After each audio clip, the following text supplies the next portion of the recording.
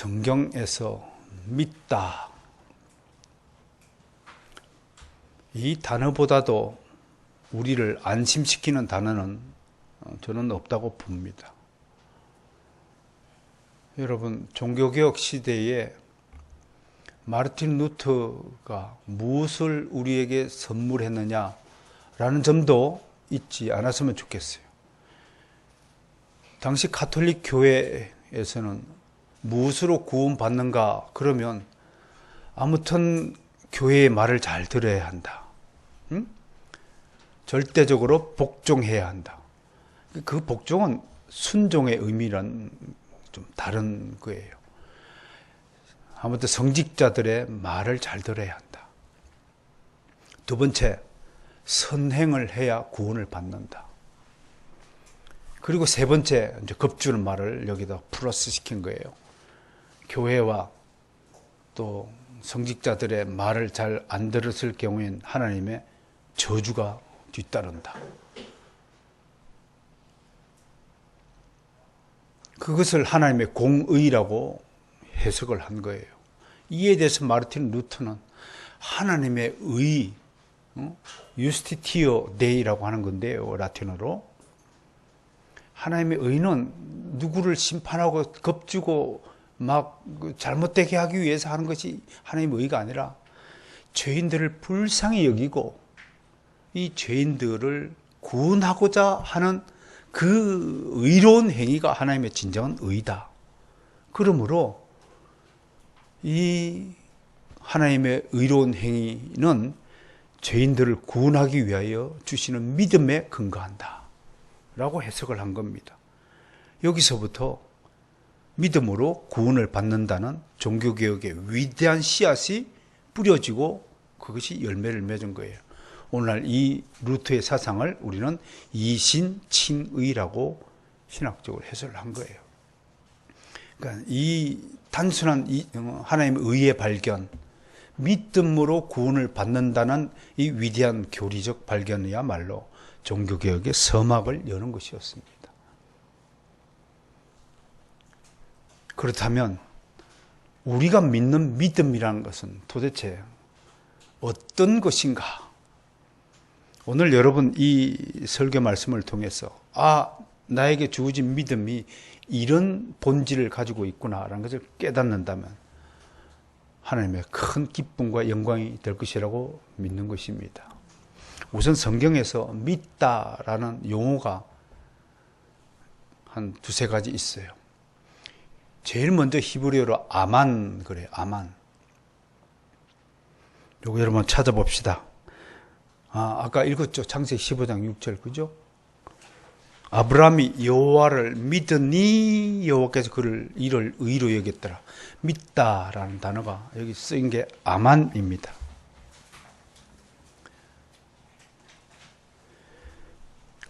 그 다음에 살펴볼 뜻은 이 아만이라는 뜻은 견고하다는 의미로 쓰여졌습니다. 대표적인 구절이 사무엘하 7장 16절인데요. 시간 관계상 제가 읽을까요? 한번 찾아볼까요? 제가 읽어드려요? 네, 그렇죠. 내 집과 내 나라가 내 앞에서 영원히 보존되고 네 왕위가 영원히 견고해질 것이다. 견고하다 할 때 아만이라는 단어가 쓰여졌어요. 또 하나는 누구를 신뢰하다, 어떤 대상을 신뢰하다, trust라는 의미로 쓰여졌습니다. 출애굽기 14장 31절 말씀이에요. 이스라엘이 여호와께서 애굽 사람들에게 행하신 그 큰 능력을 보았으므로 홍해 바다 기적을 하나님이 보여주고 막 만나와 메추라기 기적을 보여주니까 백성이 여호와를 경외하며 여호와 그 종 모세를 믿었더라 할 때, 믿었더라 신뢰하다 쓰여졌어요. 잘 들으세요. 이런 뜻으로 쓰였다는 것이지 이 백성들이 신뢰하다라는 이 상태가 꼭 구원과 직결되는 것은 아니라는 것을 좀 전제하고 잘 들어 주셔야 됩니다. 아무튼 이런 용법으로 쓰였다 이겁니다. 여기서 이제 믿음이라는 명사가 에무나 이렇게 발전되었고요. 여기서 또 아만이라는 동사에서 유출된, 파생된 우리 단어가 뭐냐면 여러분들이 잘 사용하고 있는 아멘이라는 단어입니다. 이 아멘이라는 단어는 예수님도 상당히 즐겨 사용했습니다. 아멘, 아멘 하셨습니다. 그걸 우리말로 진실로 내가 너희에게 이르노니 라고 번역이 된 거지만 사실은 그건 아멘, 아멘이라는 것을 우리말로 번역한 겁니다. 그 정확하게 더 해석하면 내가 정말로 믿음을 가지고 너에게 이야기하니 잘 들어라 이런 말. 근데 이 아멘이라는 단어가 오늘날 어떻게 발전했냐면 예를 들어서 하나님의 요청에 대한 응답, 동의합니다. I agree라는 뜻으로 발전했어요. 그래서 설교 말씀에 아멘 하는 것은 네 맞습니다. 저도 그렇게 믿고 알고 동의합니다. 그런 뜻으로 고백 용어로 아멘이 사용되고 있습니다. 또는 자기가 맹세하고 서원할 때 아멘 하는 겁니다. 입교자가 드디어 훈련을 마치고 여러분 우리 교회에 주신 모든 하나님의 귀를 지키기 위해서 생각하십니까? 아멘. 예, 이때 아멘 하는 거예요. 이런 때에 아멘 안 하는 사람은 참 동의하지 않는 자니까 우리 교회를 대적하는 자로 취급해도 무방하다 이런 뜻입니다. 아멘 잘해야 돼요.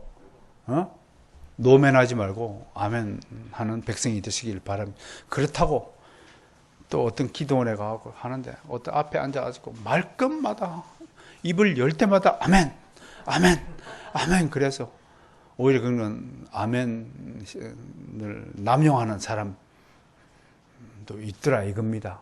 그래서 잘 분별해서 사용해 주시기 바랍니다. 또 하나 단어가 있어요. 믿다, 신뢰하다, 경고하다 이런 단어 중에 하나가 바타흐라는 히브리어가 있습니다. 주로요 이 단어는 시편에 주로 사용되었습니다. 특이하게 시편에는 이 바타흐라는 단어가 사용이 됐는데 특히 이 단어를 애용하신 분이 누구냐면 다윗 왕이에요. 다윗 왕. 시편 13편 5절에 이렇게 되어 있습니다. 나는 오직 주의 사랑을 의지하여 싸우니 의지하다, 기대다, 의지하다. 믿을 만하니까 기대는 거죠. 그렇죠? 여러분들이 하나님을 믿으니까 하나님 말씀을 지금 듣고 있잖아요. 사기꾼 말을 이렇게 매주 와가지고 듣는 사람이면 그 사람은 정신 이상자겠죠. 사기꾼 말을 누가 그렇게 계속 반복해서 들을 수 있단 말입니까? 나의 마음은 주의 구원을 기뻐하리로다. 이런 히브리어의 아만과 바타흐라는 이 단어 뜻을 헬라어로 하나 번역한 것이 따라서 합시다. 피스튜오. 피스튜오. 명사로는 피스티스. 피스티스. 믿다, 믿음이라는 단어로 이렇게 번역을 한 것입니다. 신약 성경에만 피스튜오가 믿다, 신뢰합니다, 동의합니다, 확실하게 믿습니다. 이런 단어가 무려 240배나 계속 반복되고 있어요. 그래서 어떤 신약 학자들은 신약 성경은 피스티오 성경이다. 그렇게 강조하기도 합니다. 그만큼 믿다라는 단어가 강조되고 있습니다. 그래서 특히 사도 요한은 우리 신앙생활의 두 요체가 뭐냐면 먼저 피스티스, 하나님에 대한 믿음의 선물을 받고 난 다음에 그 다음에 두 번째 하나님에 대한 지식을 가져야 온전한 믿음의 열매가 생긴다 해서 그걸 그노시스로 하는 거예요. 따라서 하나는 피스티스, 하나는 그노시스. 이 피스티스는 하나님께 주신 은혜의 선물이에요. 내가 만든 거 아니에요?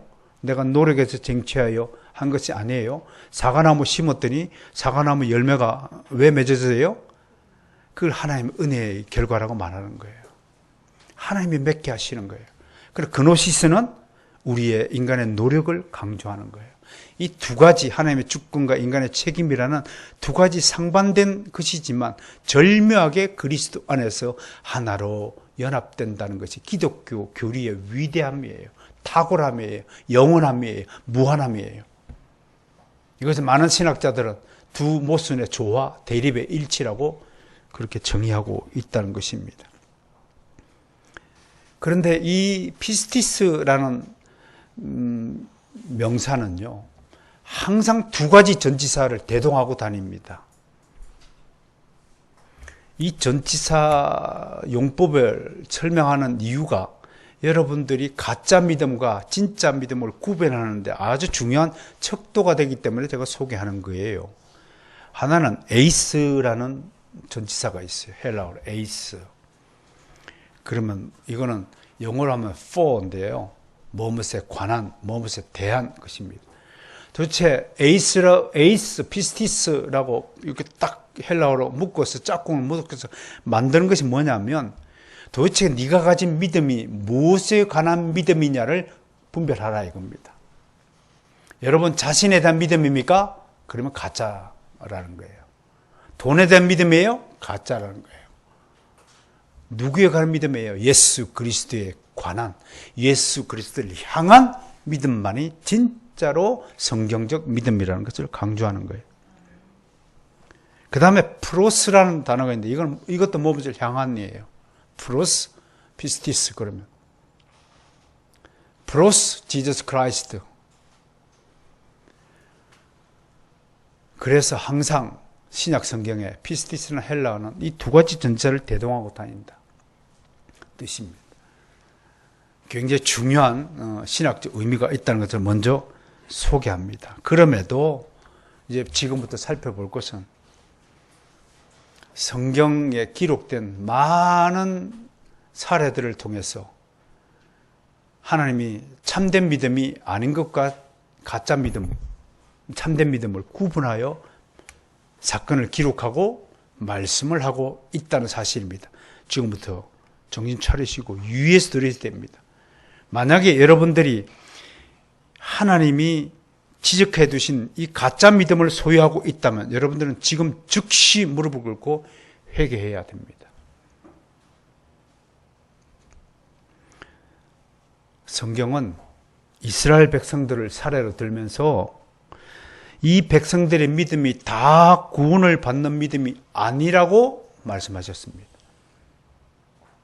저는 이 우리 가운데 구원을 받지 못하는 믿음을 가지고 믿음을 가진 척 위장하고 있는 사람이 없을 것이라고 기대하면서 이 말씀을 전하고자 합니다.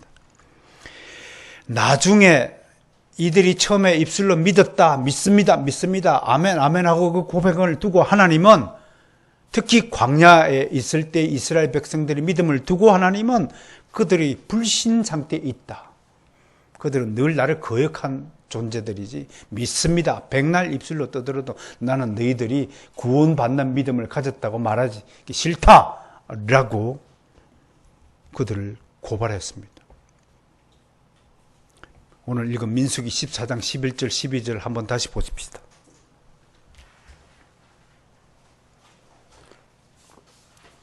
여러분, 민수기는 이스라엘 백성들을 애굽에서 꺼내놓아서 40년 동안 광야에서 살게 하실 때 기록한 하나님의 말씀의 기록입니다.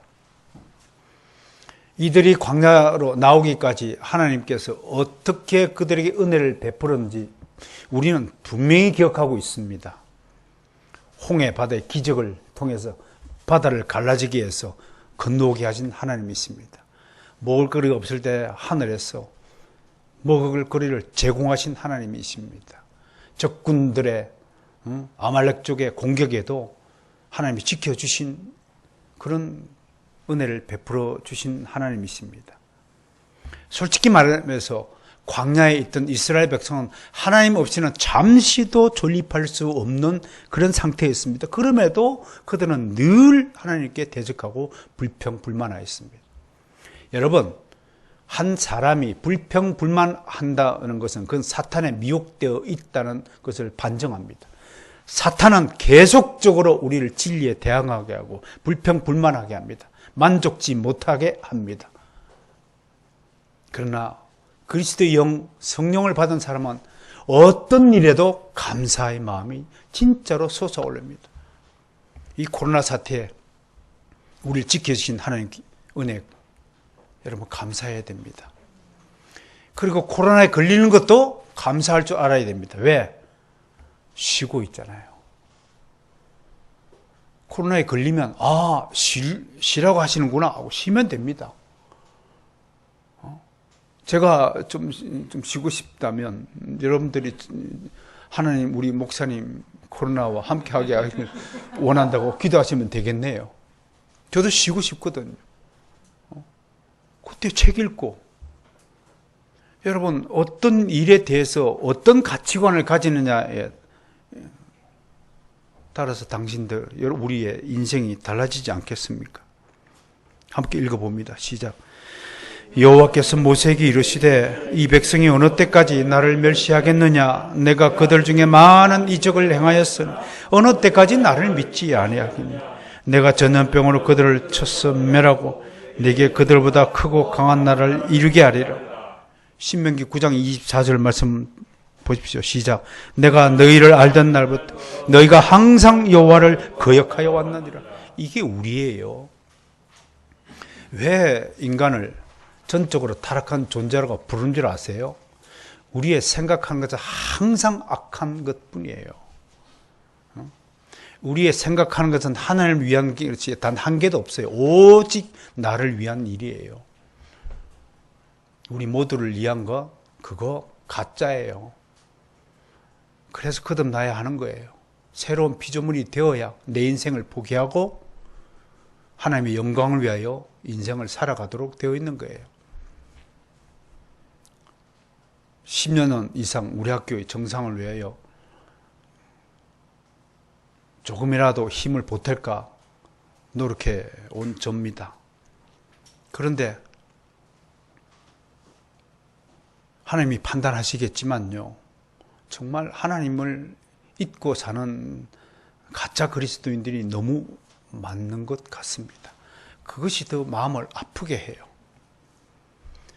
우리가 무엇이간데 영광의 관을 씌워 주셨습니까?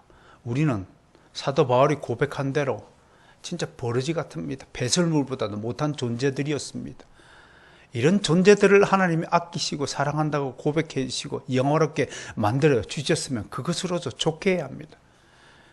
여러분 혼자 있을 때 그 사람의 진면목이 드러난다고 합니다. 여러분 하나님 한 분만으로도 충분히 만족하시는 분은 나를 둘러싸고 있는 환경과 조건이 어떠할지라도 항상 충만해야 합니다. 기쁨 충만, 행복 충만. 왜?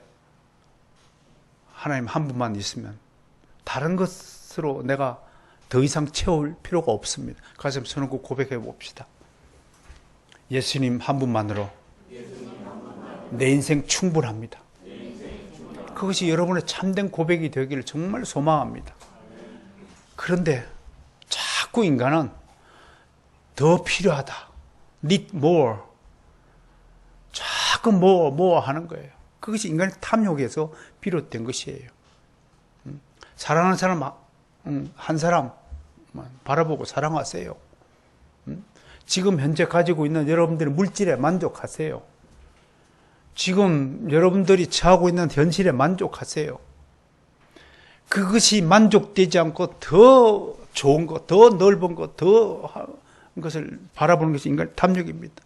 이렇게 말하는 저도 여러분 앞에 당당하게 자신 있게 거룩하게 경건하게 고백할 수 없는 사람입니다. 제 눈에도 더 좋은 것 가지고 싶은 욕망이 꿈틀거립니다. 그걸 끊어내고 참아내는 것이 참 가슴이 아픕니다. 또 사야 될 옷이 보이고 또 사야 될 물건이 보입니다.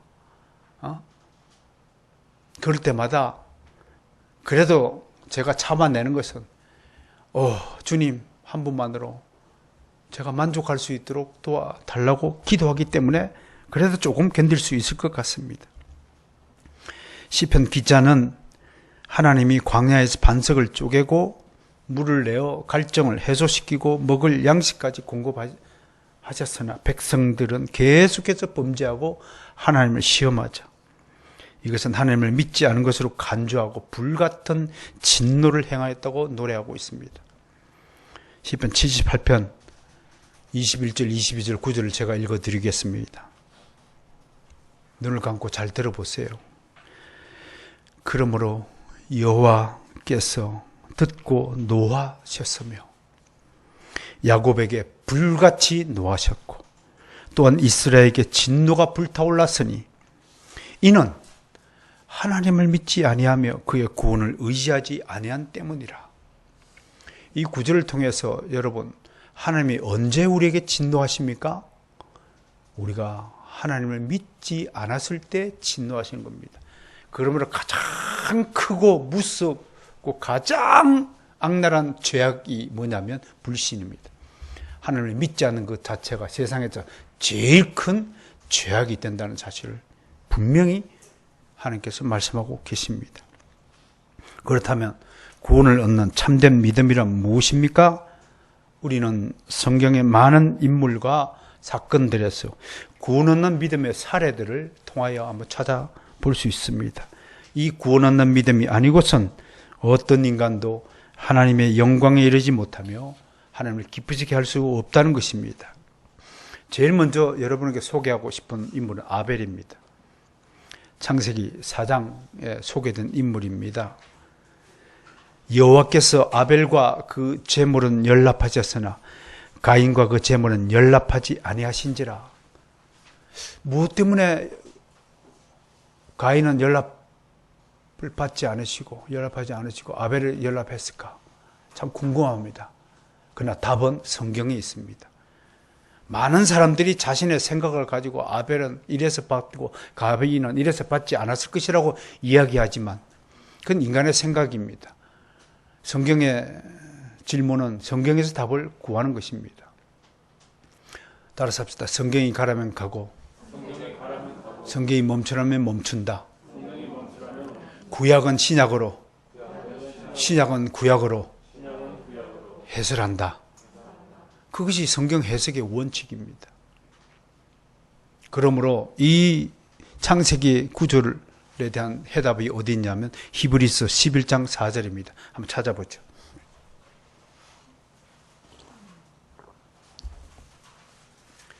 히브리서 기자가 이렇게 해답을 내놓고 있습니다. 11장 4절입니다. 자, 시작. 믿음으로 아벨은 가인보다 더 나은 제사를 하나님께 드리며 의로운 자라 하시는 증거를 얻으시니 하나님이 그 예물에 대하여 증거하십니다. 네, 아멘. 아벨은 무엇으로 제사를 드렸다고요? 믿음. 가인도 첫 농산물 드렸어요. 아벨도 첫 양의 새끼를 드렸어요. 그건 하나님의 제사법에 훗날 제정된 레위기에도 규정되어 있는 바입니다. 둘 다 첫 새끼를, 첫 소산물을 드린 건 맞아요. 그런데 가인은 믿음이 없이 드렸고 아벨은 믿음으로 하나님께 예물을 드렸다는 것입니다. 여러분들이 교회를 위하여 하는 모든 행위가 믿음과 연관이 없는 행위라면 여러분 하지 마세요. 괜히 여러분 돈 쓰고 괜히 여러분 마음 상할 뿐입니다. 하나님 영광 받지 않으세요. 믿음으로 기꺼이 기쁨으로 자발적으로 드리는 자의 그 손을 하나님은 채워주십니다. 다시. 그건 기복주의가 아닙니다. 하나님의 절대 법칙입니다. 그러니 두려워 마세요. 하나님을 위하여 쓰이는 모든 것들이 두렵다면, 아깝다면 그는 믿음의 사람이 아닐 것입니다. 두 번째 제가 소개하고자 싶은 인물은 아브라함입니다. 아브라함은 믿음의 조상입니다. 믿음의 좋은 모델입니다. 하나님은 아브라함을 부르시고 그에게 후손과 땅을 주기로 약속하셨습니다. 이에 아브라함은 하나님의 약속을 믿고 순종함으로 가나안 땅으로 향하였습니다. 그리고 그곳에서 도착하자마자 아브라함이 한 일이 바로 믿음의 행위였습니다. 뭘 쌓았습니까?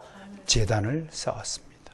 그곳에서 여호와의 이름을 불렀습니다. 그건 하나님이 예배했다는 것입니다. 이렇게 믿음의 사람은 항상 행동이 예배와 연관이 되는 것입니다. 그러니까 주일 예배를 빠지고 주일 예배를 거른다는 것은 믿음의 이루지 못했다는 것을 결정적으로 증거합니다. 믿음의 사람들은 죽을 때까지 앞으로도 영원토록 천국에 가서도 예배하는 삶을 중단하지 않습니다. 하나님 예배하는 것은 거듭난 사람, 믿음을 받은 사람의 특징입니다. 여러분, 주일 예배, 이걸 지키는 것을 주일 성수라고 합니다. 주일을 거룩하게 지켜라는 뜻을 네 마디로 주일 성수라 하는 겁니다. 요즘에 더 안타까운 것은 주일 성수를 해야 되는 오전 예배만 드리고 오후 예배, 수요 예배, 금요 예배 쳐다도 안 보는 사람들이 부직이 있습니다. 이게 한국 교회 타락입니다. 오후 예배는 안 드려도 되는 예배가 아닙니다. 주님께서 제정하여 주신 예배입니다. 의무적으로 참석하는 것을 당연한 일입니다. 그것을 기쁨으로 자발적으로 드리라고 얘기하는 것입니다. 그런데 한국 교회가 이걸 잃어버렸습니다. 이게 타락의 시작입니다. 마치 주일 예배만 드리면 되는 것으로 생각하는 이 잘못된 판단들이 쌓이고 쌓여서 한국 교회의 타락을 불러온 것입니다. 우리는 리포머드 처치의 일원으로서 주님이 물려주신 우리 선지자들과 종교개혁가들이 물려주신 이 위대한 전통을 끝까지 고수하고 개성 발전시킬 것입니다. 여러분들이 동의하든 동의하지 않든 그건 관계가 없습니다.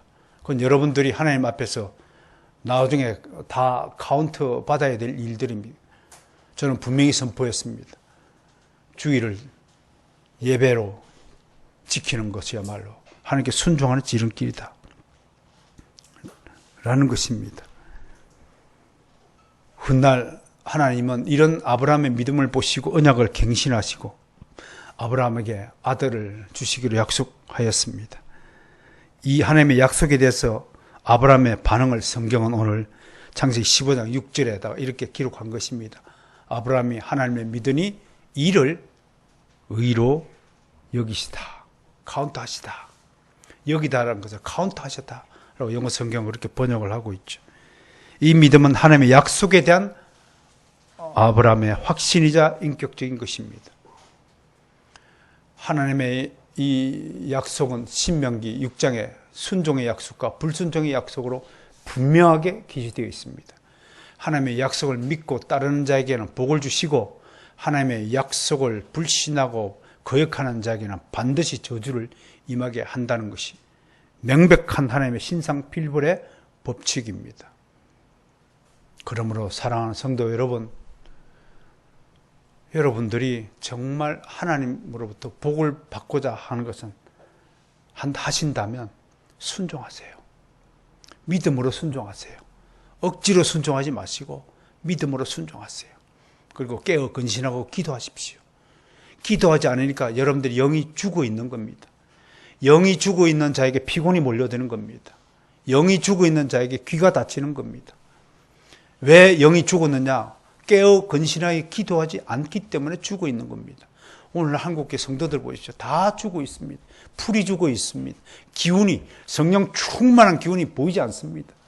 그 입에서 기도문이 줄줄줄줄줄 흘러나오지 않습니다. 세속적이고 세상적인 언어는 그렇게 자연스럽게 튀어나오면서도 하나님의 언어로 무장되어 있지 않습니다. 애나 어른이나 전부 다 세상적이고 세속적인 용어에 익숙해져 있습니다. 옛날에는 그래도 길거리 가서 우리 신자들끼리 만나면 할렐루야 하고 인사했습니다. 요즘에는 할렐루야 인사하는 것도 창피한지 소리들이 다 죽어버렸습니다. 뭐라고 인사합니까 요새? 돈 많이 벌었냐? 그게 인사 말이 되어버리고 말았습니다. 얼마나 우리가 세속적으로 타락하고 있는지 보셔야 됩니다. 세 번째 소개하고 하는 믿음의 사건은 놋뱀 사건입니다. 구약 민수기에 기록되어 있죠. 하나님은 광야에서 사사건건 원망하는 백성들에게 진노하셔서 진중에다가 하나님 좀 무서운 분입니다. 불뱀들을 보내고 다 물려 죽게 했어요. 다 물렸어요. 그러니까 모세가 그냥 나를 차라리 죽이시라고. 왜 이렇게 백성들 다 죽게 만드시냐고, 나부터 죽이시라고 매달리니까 하나님이 하나의 처방을 내려주셨습니다. 그래? 네 중보의 기도가 하도 내 마음을 감동하였어. 내가 고칠 비법을 하나 만들어 주겠다. 노뱀을 만들어서 장대에 달고 높이 세워두라. 그걸 바라보는 자만 낫게 해주겠다. 약속을 하셨어요. 그래서 성경은 노뱀을 쳐다본 적 모두 살았다고 기록하고 있습니다. 물론 이 중에도 끝까지 불신하고 안 쳐다본 사람이 있을 겁니다. 그 값은 죽음이었습니다. 지옥행이었습니다. 어리석게도 인간의 고집, 인간의 교만, 인간의 위선, 이런 인간의 불신, 불순종이 이런 결과를 낳는 것입니다. 이 이야기를 통해서요, 노뱀 이야기를 통해서 분명히 우리가 알아야 될 게 하나 있습니다. 그것은 뭐냐면, 뱀에 물린 사람들, 병에 걸린 사람들은 어떤 인간적 의료 행위나 처방이 개입되지 않았다고 하는 것입니다. 오직 무엇 때문에 나았습니까? 하나님의 은혜로 나았다고 하는 것입니다. 믿음으로 단지 바라보기만 했어요. 내가 무슨 주사약을 맞은 적도 없어요. 해독제를 맞은 적도 없어요.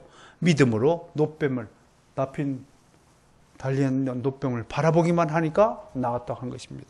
그래서 우리 신학적으로, 신약학자들은 바로 이 노뱀은 이후에 인간의 몸을 입고 우리를 위해 저주를 받으신 그리스도를 예표한다고 해석하는 것입니다. 믿음은 이 노뱀 사건을 통해서 믿음을 하나 정리하면 따랐습니다. 믿음은 예수 그리스도를 바라보는 것이다. 돈 바라보지 말고요. 세상 바라보지 말고 예수 그리스도의 십자가를 바라보는 것 자체가 믿음이라고 하는 것입니다.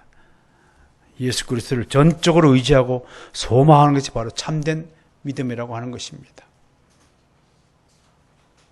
그런데 솔직히 여러분, 일주일에 한 번 달랑 교회 와가지고 예배한답시고 앉아있는 여러분들, 일주일 동안 뭘 쳐다봤습니까?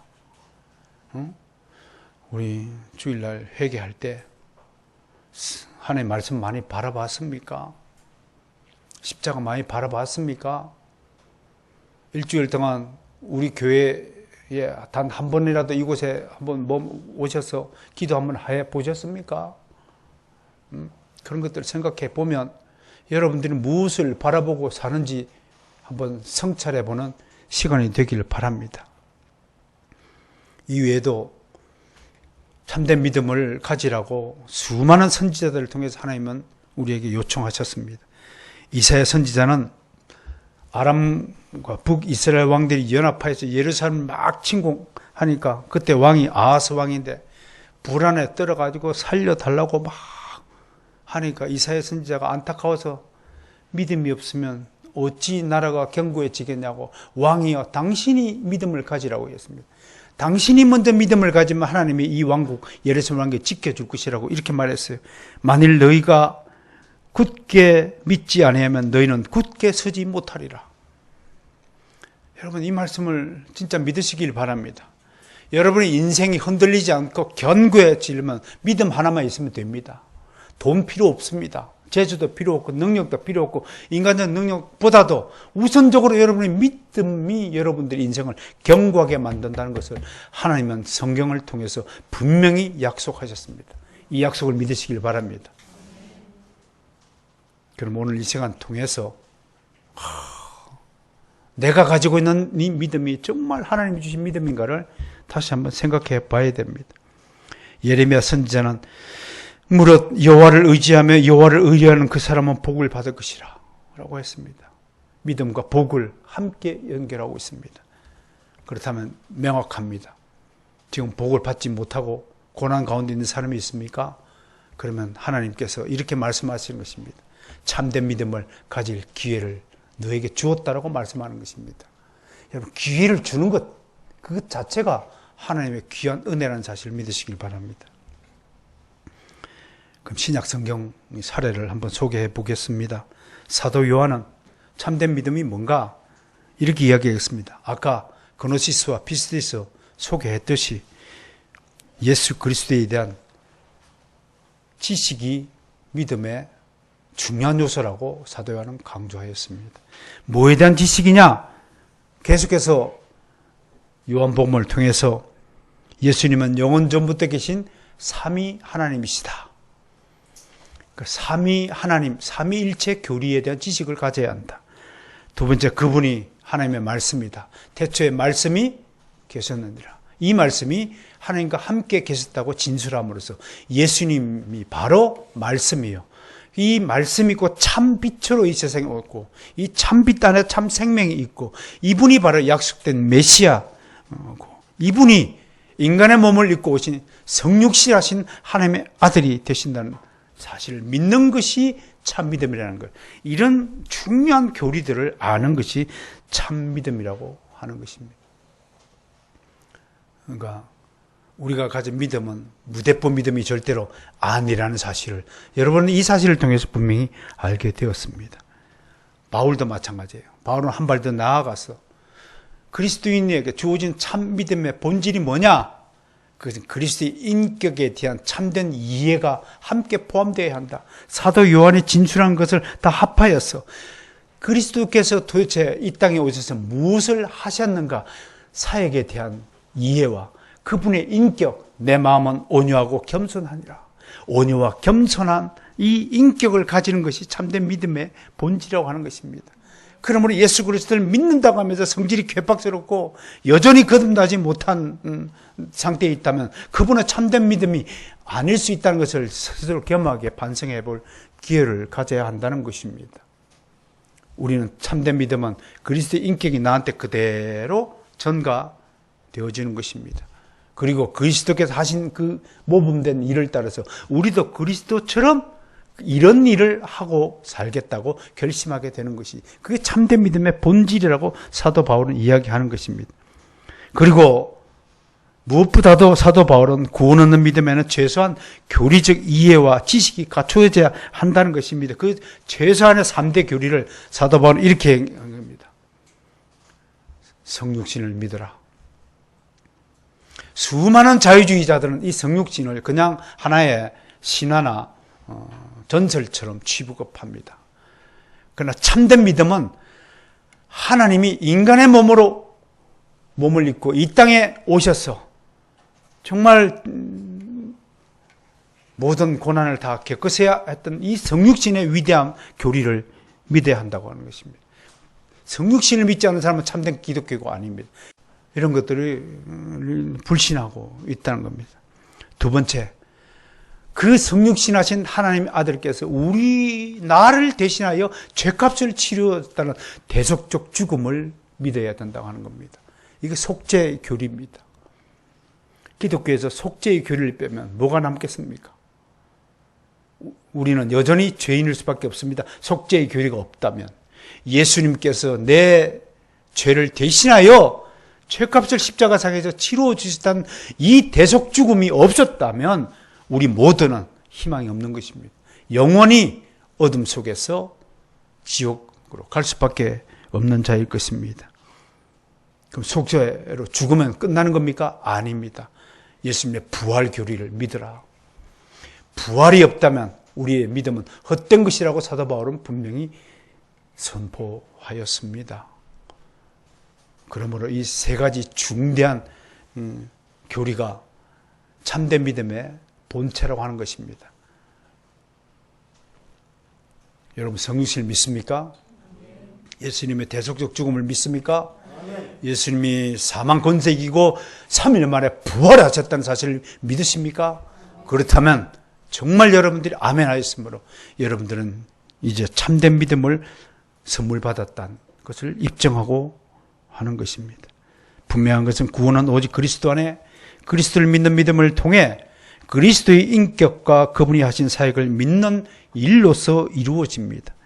이것을 세 가지로 다시 정리하면 하나님이 죄인을 구원하여 위하여 이 땅에 인간의 모습으로 오셨다는 성신 교리와 우리를 대신하여 십자가에 달려 죽으시어 우리의 죄값을 지불하시고 죄를 사하시고 죄에서 우리를 해방시켜 주신 십자가 속죄의 교리와 죽으신 지 3일 만에 사망 권세를 이기고 부활하셨다는 교리가 구원의 가장 핵심적인 3대 교리가 된다는 것입니다.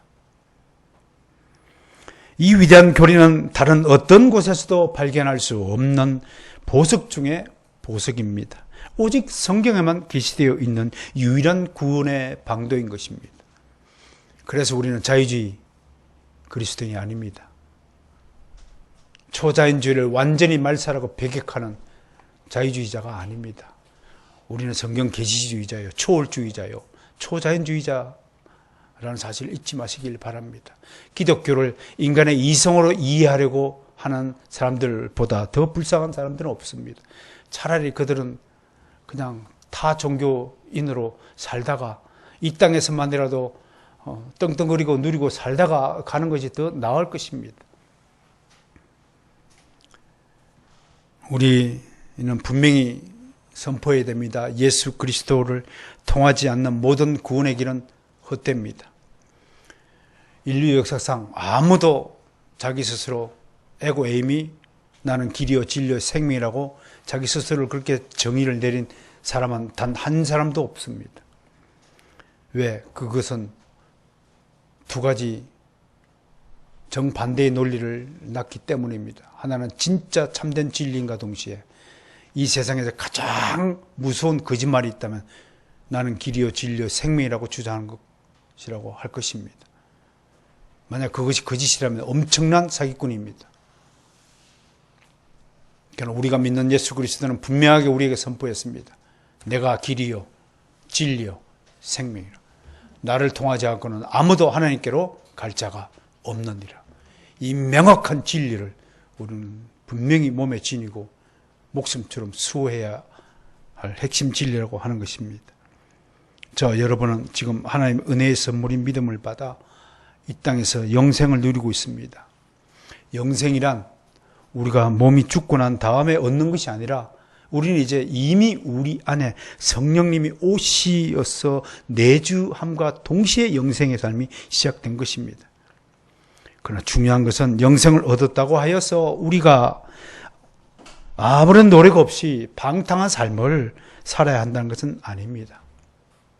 구원을 받아 영생을 누린다는 것은 이 땅에서 더욱 치열하게 살아야 한다는 것을 의미합니다. 특히 우리가 받은 믿음을 더욱 장성한 분량으로 키우는 일에 평생에 걸쳐 분투 노력해야 한다는 사실인 것입니다.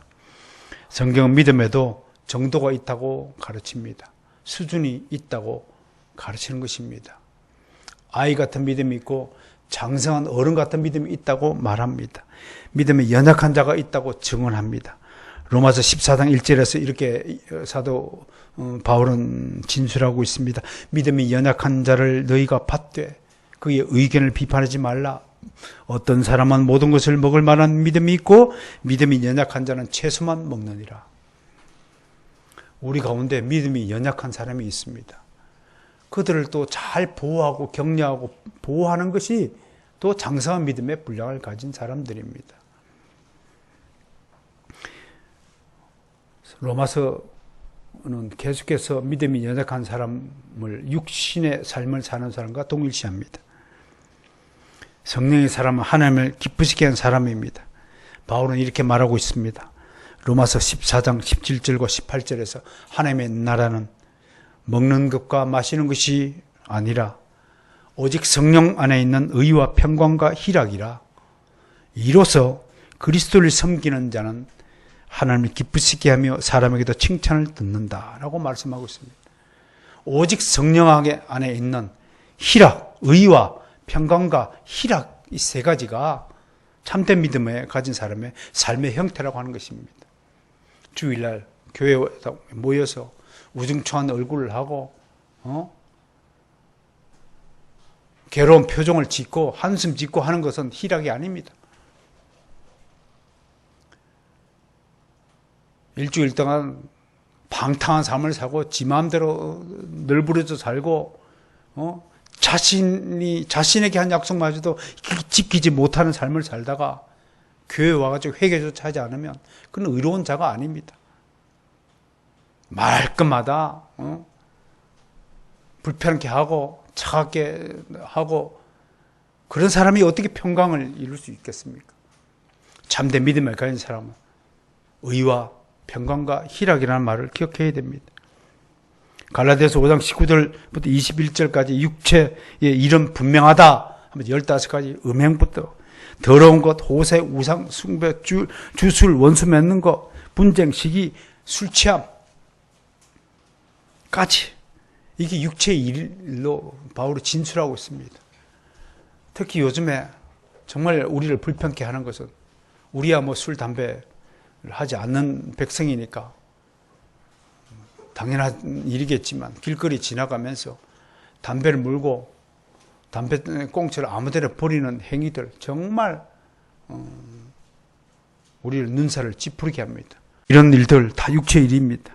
그러면서 갈라디아서 5장 22절과 23절에서 우리에게 좋은 성령의 열매 9가지를 소개합니다. 사이와 오자영 중원절 시작. 참 했는데 가지고 무슨 꽃? 사이화. 무슨 양? 오자양. 무슨 절? 중원절. 다시 합니다. 시작. 사이화, 오자양, 중원절. 사랑과 희락과 화평과 오래 참음과 자비와 양선과 충성과 온유와 절제니라. 이 5가지 아름다운 열매가 참된 믿음의, 구원 얻는 믿음의 열매들이라는 사실을 성경은 분명히 얘기하고 있습니다. 무엇보다도 오늘 마지막으로요, 저는 여러분에게 구원 얻는 믿음의 가장 이상적인 모습을 진술한 성경 구절이 어딜까라고 고민해 보았습니다. 그래서 이 구절을 여러분에게 소개합니다. 바로 에베소서 3장 17절과 19절입니다. 빨리 찾아보시기 바랍니다. 에베소서 3장 17절에서 19절입니다.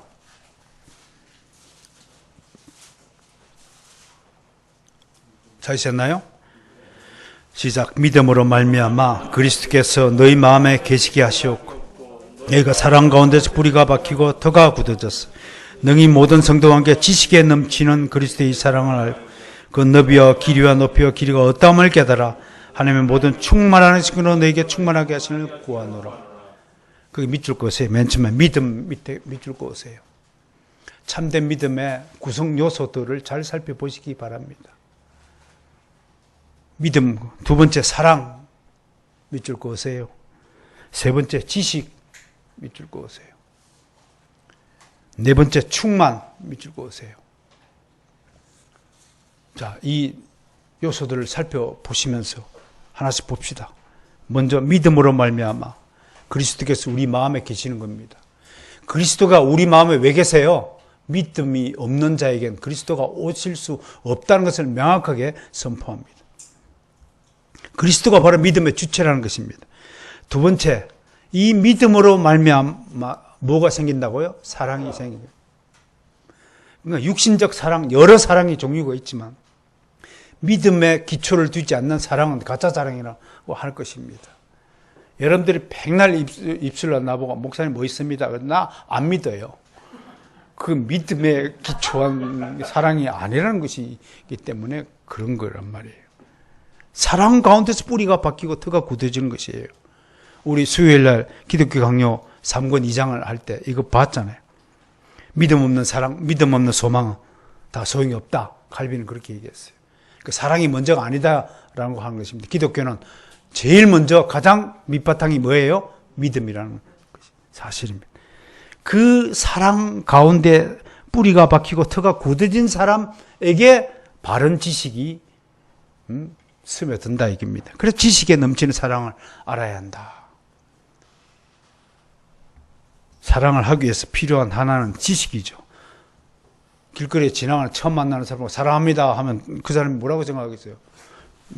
돌았나? 잘 모르는 사람을 어떻게 사랑한다고 고백할 수 있을까요? 참된 믿음은 그리스도에 대한 풍부한 지식으로 무장한 풍성한 사랑에서 시작되고 열매를 맺는 것입니다. 그럼 여러분들이 예수 그리스도를 사랑합니다. 그러면 예수 그리스도에 대한 풍성한 지식을 가지도록 노력해야 한다는 것을 의미하는 것입니다. 마지막으로 충만이 뭡니까? 충만. 보세요. 너비, 길이, 높이, 깊이, 이 네 가지 방면에서 모든 요소들을 다 갖추는 충만한 것이 믿음과 사랑과 지식이 여러분 앞에 이 정도로 충만하게 되어지기를 소망합니다. 이게 장성한 믿음의 분량이란 말이에요. 이런 믿음을 가지기 위해서 우리 개혁교회가 세워지고 우리 개혁교회가 한국교회를 향해서 더 높은 목표를 설정하고 우리 스스로가 그런 모범이 되어야 될 줄로 믿는 것입니다. 생각을 넓혀주시기 바라요. 생각을 좀 넓히십시다. 마음을 확 넓혀요. 마음에 안 드는 거, 옹졸한 생각들 다 버리고 주님의 마음을 가지시고 다 품어보세요. 예수님의 마음처럼 바다가 한번 떼어보세요. 품지 못할 것이 하나도 없습니다. 예수 그리스도의 믿음을 받은 사람이라면, 참된 믿음을 가진 사람은 품지 못할 것이 없다는 것입니다. 이해할 수 없는 것이 없다는 것입니다. 하나님의 일을 모두가 믿음으로 이해가 되어질 것입니다. 그리고 생각을 한번 품은 마음을 변치 말고 길게 영원히 가지라고 지금 말을 하는 거예요. 진짜 충만이 뭐예요? 예수 그리스도에 대한 사랑이 변치 않았듯이 여러분들이 저를 향한 이 사랑이 변치 않기를 원합니다. 길게 가기를 원합니다. 아멘. 좀 사랑 좀 해주세요. 외로운 최다원 목사를 쳐다보세요. 세 번째, 높이를 어디까지 봐야 돼요? 늘 하나님 보좌를 향하여 눈이 돼요. 그래서 저놈이 성공할 놈이다, 성공하지 않을 놈이다. 여러분, 땅을 쳐다보는 사람과 하늘을 쳐다보는 사람 두 종류의 사람이 있다고 합니다. 우리가 왜 이 직립보행을 하게 했나요? 모든 다른 피조물은 네 다리를 짚어에 땅만 쳐다보고 살고 있지만 오직 인간만 하늘을 바라보고 살도록 지음을 받았다는 거예요. 돼지가 고개를 적게 하늘을 볼 수 있는 줄 아세요? 못 보는 거예요. 우리만 쳐다보는 거예요. 하늘 보좌를 바라보시기 바라요. 십자가 바라보시기 바라요. 마지막으로 정말로 주님의 깊은 속마음을 헤아리는 능력을 가져야 될 줄 믿습니다. 여러분, 미숙한 사람들 쳐다보면 어떤 생각이 들어요? 안타까운 마음이 들어요. 애들 쳐다보면 애들 하는 짓을 보면, 생각하는 수준을 보면 나쁘다는 것이 아니라 언제 좀 바르게 판단하고 생각할까? 그런 생각이 들죠. 우리도 뭐 애들 하일이도 있고 하영이도 있지만 이 아이들 지금 현재 수준이 거룩하거나 완전하거나 충만한 생각들은 아니잖아요. 마찬가지로 주님도 여러분들에게 원하시는 거 좀 장성한 생각으로, 좀 깊이 있는 생각으로 정말 주님의 속마음을 헤아릴 수 있는 그런 지혜를, 그런 믿음을 가지시기를 원한다고 하는 것입니다. 아무튼 저는 성경에 기록된 정말 아름다운 믿음의 본질에 대해서 에베소서 3장 17절과 19절의 이 말씀이 잘 교훈하고 있다고 생각합니다. 이런 참된 믿음을 향하여 열심히 분투 노력하는 한 주가 되기를 주의 이름으로 소망합니다.